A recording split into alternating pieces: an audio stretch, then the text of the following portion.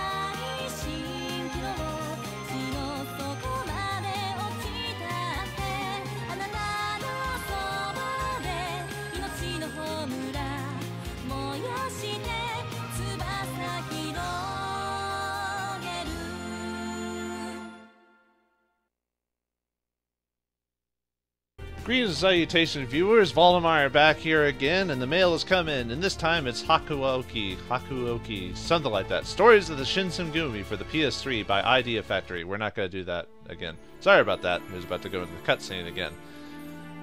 Licensed by Axis Games and created by Idea Factory and Design Factory. You've seen their work before. Hakuōki is from the looks of the visuals of the cutscene at the beginning, you think it's yaoi on yaoi love, or boy on boy love. But no! You're playing as a female samurai who is trying to woo such male samurai. Maybe. They don't look much like men, well, the Japanese portrayal of men, which is fine, you know, that's an artistic style. It's just, there's not like one bearder amongst the bunch, although facial hair was not becoming of samurai. I get it. Anyway, yes, this is a visual novel, like the game I played a couple of games back, Ghost Hunters. Except unlike Ghost Hunters, this has no mini games. This has no RPG. This has no leveling up elements. This is all about the visual story. There's no mini games or anything like that. It's all about just pressing the button to forward the story, choosing an option when it pops up, and there you go. That's pretty much it. So this is mainly going to be just a read along if you want to, or listen to me talk, however you want. Either one is good.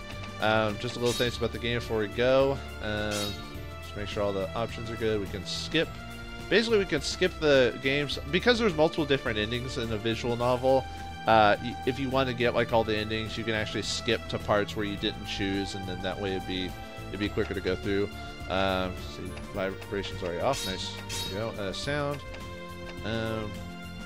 Definitely want the voice to be a little louder. Maybe the in-game effects might be a little bit louder. Not too loud. You can also change. Looks like you can change the characters that you interact in the game. Whoever have cutscenes. Looks like animation sequences. We'll go and leave all that on. Screen's good. Okay, we'll leave it as that. Now saving my important stats. Now this game is based off a fictional setting based in a real life era of Japan era, which is basically the Tokugawa era right before the Meiji era started, which is like in the mid 1800s if I remember correctly. There's actually an encyclopedia thing here, so if you learn about specific characters in the game, you can re-reference them there. I think it also mentions their historical reference if they have any, or if they're made up for the game. Media, there's specific pictures or cutscenes you can unlock in the game by doing the different endings and certain pathways. So you can look at those. Record service is the different chapters you go through and everything like that, and different scenes with different characters. Okay, so let us begin the story of a female samurai who has been caught between two sides of an ongoing conflict to decide the fate of Japan. And we shall decide for her. Follow along me, folks, as we play Hakuoki. Also, we get to name our protagonist. Chizuru. That's a pretty nice name. Let's go with my favorite design character from an anime. Not my favorite anime, I just like her design. But unfortunately, I wish she was better utilized in the game. Talked about the poor writing of the anime. But, you know, to each his own. And you all know my feelings on shonen anime for that part. But I'll name her after Hinata from Naruto. But like I said, I only know Naruto in bits and pieces. I'm not really a fan of the anime because of poor writing and other such things. Although the action scenes are great. But you know what? You know, I don't want to get any fanboys all mad at me because I don't like their anime. So, alright. That's Hinata Yakamura. Let's go. Yes. This is a work of fiction, but some elements draw inspiration from certain historical figures and events. Prologue.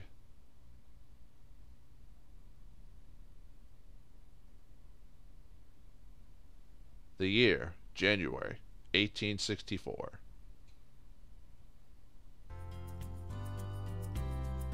So this is Kyoto.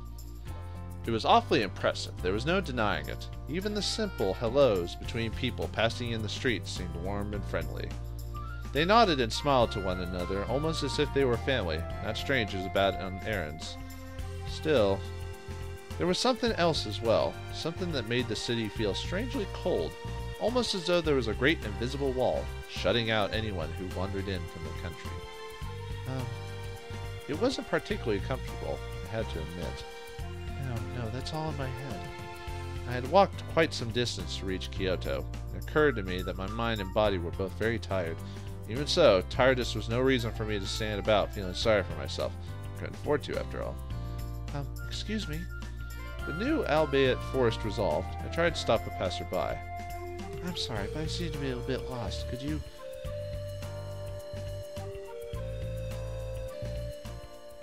What am I supposed to do now? I was lost again, in a different sort of way. I sighed and found myself looking up at the darkening sky. The sun was beginning to set. The people I'd spoken to hadn't been unkind. They had given me the directions I needed, but couldn't he have been chosen a better time to leave the city? Apart from my father, there was only one other person in the city who could rely on Dr. Matsumoto. We get to the event queues of the game, or not event queues, the information queues of the game. So if you want to know a bit more about like characters and certain situations, you can read the encyclopedia. For the purposes of this playthrough, I believe I will go and read them for the sakes of you and me, just to make it easier. So that will jolt the story every once in a while, but I mean I think it's fine. Koto Yakamura. The main protagonist's father. A Dutch-educated doctor in service to the shogunate and the father of the protagonist. He has been missing since shortly after his arrival in Kyoto. Ryujin Matsumoto. A respected doctor who works with the Tokugawa shogunate.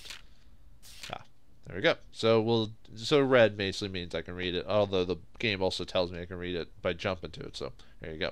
If you don't want to read it, you can read it on the main menu. Dr. Matsumoto was a doctor in service to the shogunate. Shogunate. A military government run by samurai. In this game, it refers to the Tokugawa shogunate. I had never met him myself, but my father put a great deal of trust in the man. He had told me that if I should run into any trouble during his absence, I was to contact Dr. Matsumoto. Unfortunately, Dr. Matsumoto was apparently out of town on business and would not return for some time. Was I too hasty? Perhaps I should have waited. True, it is rather rude to visit unannounced, which is why I had sent a letter ahead of me. Of course, if he had been gone for very long, then he had almost certainly not read my letter. Perhaps I thought I should have waited for a reply before traveling on to the city I'd never even seen. You think? But no, I knew I could not have waited any longer. Flashback time. Hinata. Is something wrong, Father? He paused for a moment and looked at me. 実はな、しばらくの間、京の都へ行くことになった。It seems I must go to the city of Kyoto for a time. Work again? He had been leaving the house often then, sometimes for days at a time.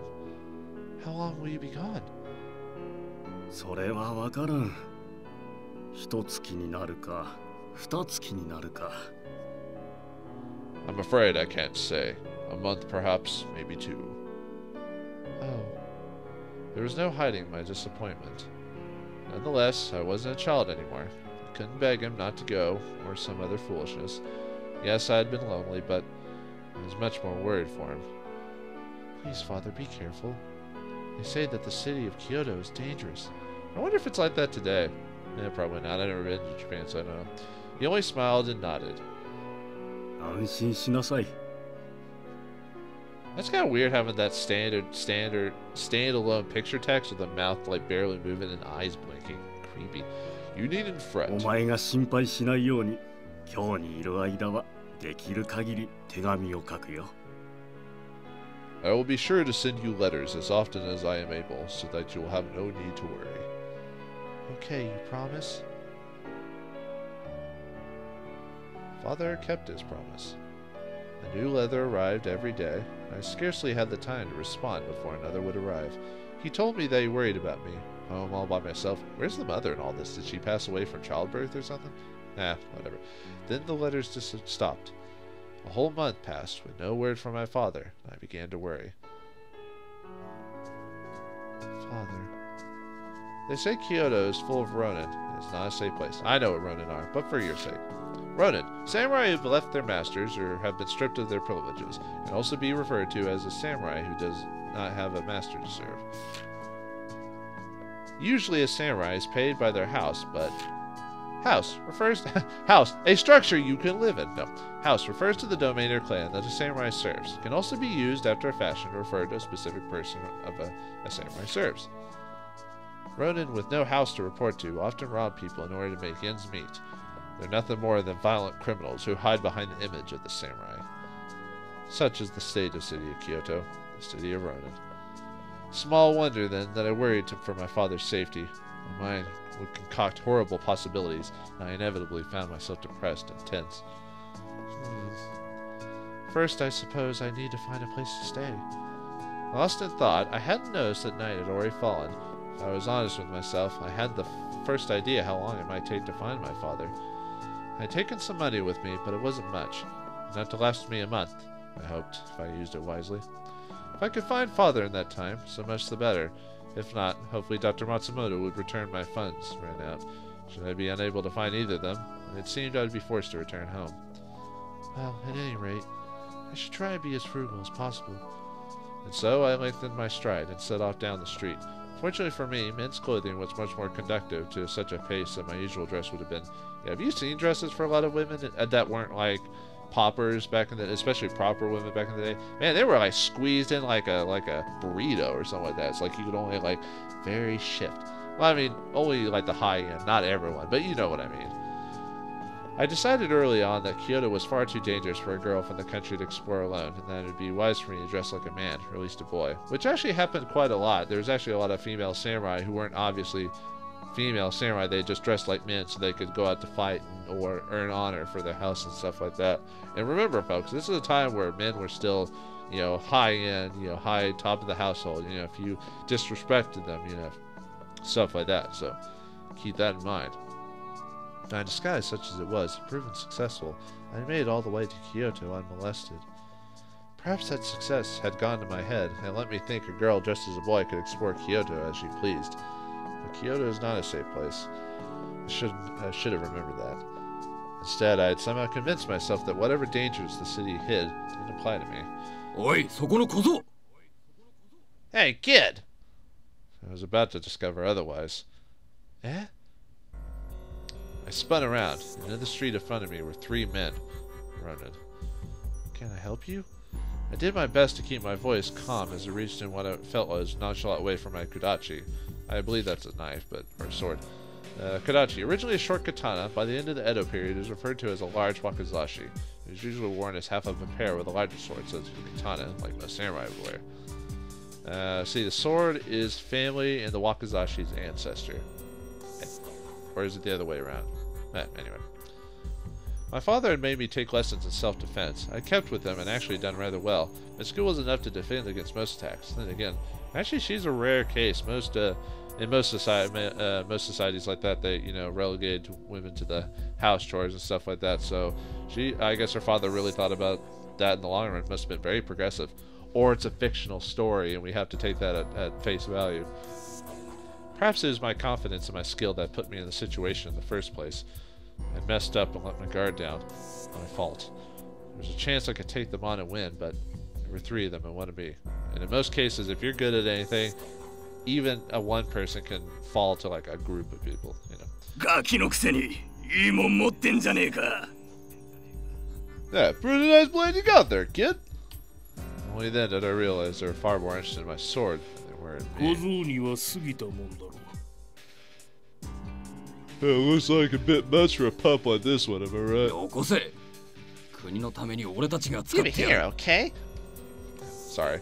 We'll give it here, okay? We'll use it to defend our country. But the sword wasn't just some blade I picked up.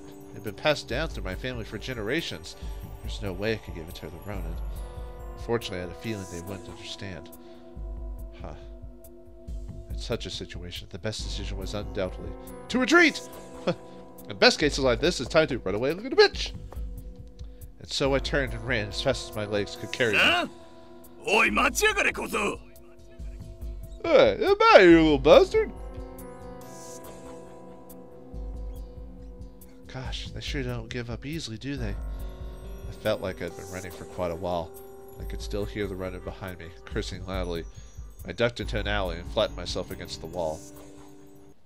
After deciding they weren't too close, I crept farther into the alley. Someone had left a couple of sheets of wood leaning against one of the houses. It's a perfect spot to hide. With luck, I thought, as I knelt down to shuffle under them, this will get me out of this mess. Huh? Something was wrong. I'd expected to hear the running yelling to each other, looking for me, but... Seconds turned into minutes, and I heard nothing. I was about to sneak out and have a look when... They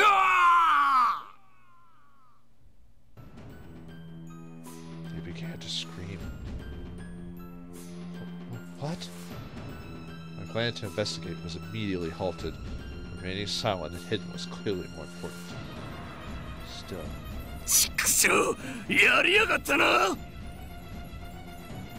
Damn you!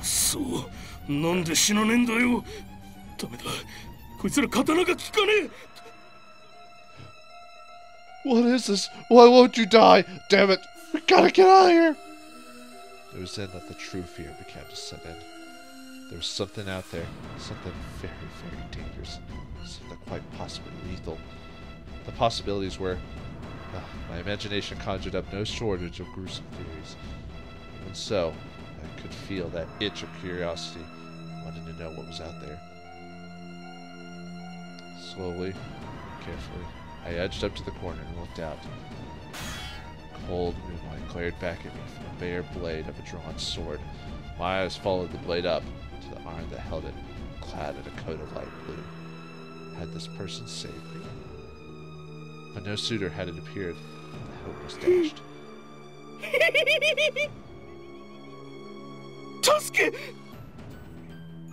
Help!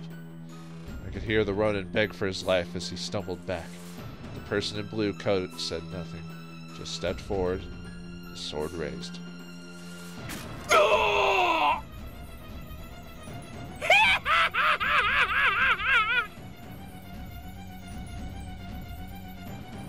A high screeching laugh cut through the man's scream. The blade fell through the air, more like a butcher's cleaver than a sword. No technique, no skill, just death. The scream turned suddenly wet, caught, disappeared, like air leaving a half-empty bellows. My eyes went wide. I had just watched.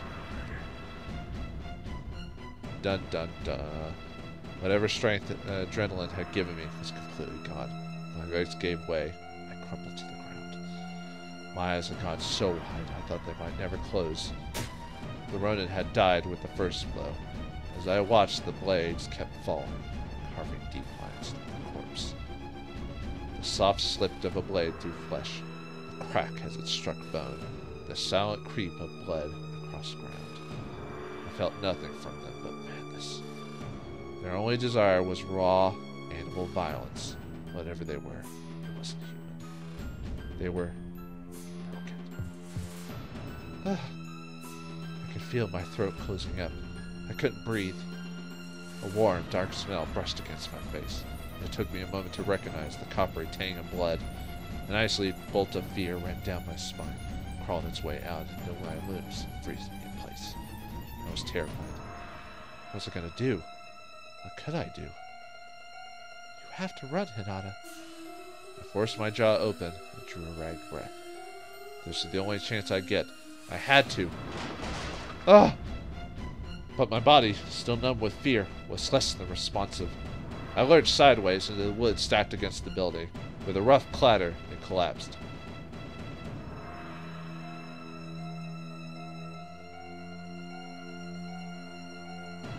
The creatures turned, their blue coats drenched in blood.